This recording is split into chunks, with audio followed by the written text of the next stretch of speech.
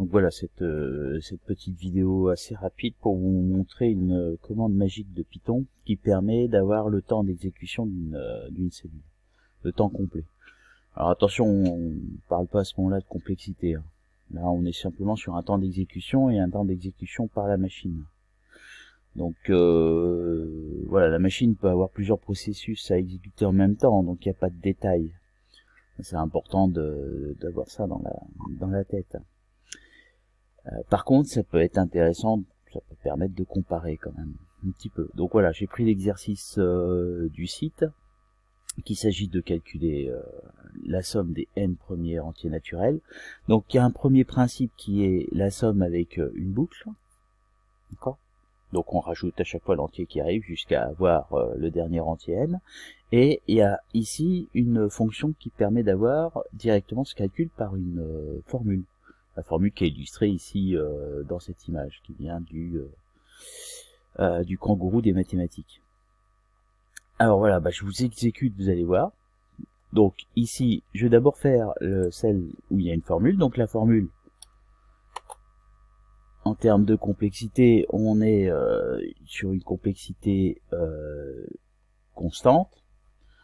D'accord, on fait ici, on a un accès mémoire pour n, on rajoute 1, on divise par 2, on remultiplie par le n, et voilà, on a notre solution.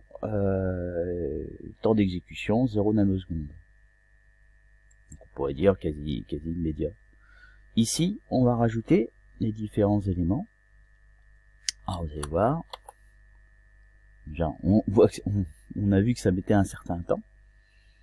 D'accord, et on a un temps d'exécution de 790 millisecondes.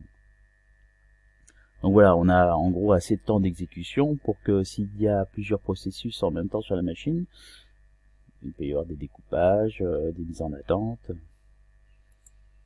Alors on peut s'amuser à, je sais pas moi, je rajoute ici 2 zéros. Ici, temps constant. Là ici, on est de l'ordre de n, ça dépend du nombre sur lequel on fait agir notre fonction. Bon, je pense que ça se passe de commentaires, hein. J'aurais peut-être pas dû rajouter 2 zéros.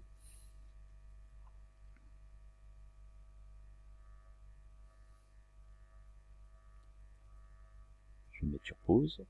Voilà, j'ai mis sur pause, parce que on a un temps machine d'1 minute 13. Donc voilà, c'est pour illustrer un petit peu le propos du chapitre sur la complexité. Donc là, on parle pas de complexité, on parle de temps d'exécution, mais ça donne quand même une petite illustration de l'importance de cette notion en informatique. Voilà, fin de cette vidéo.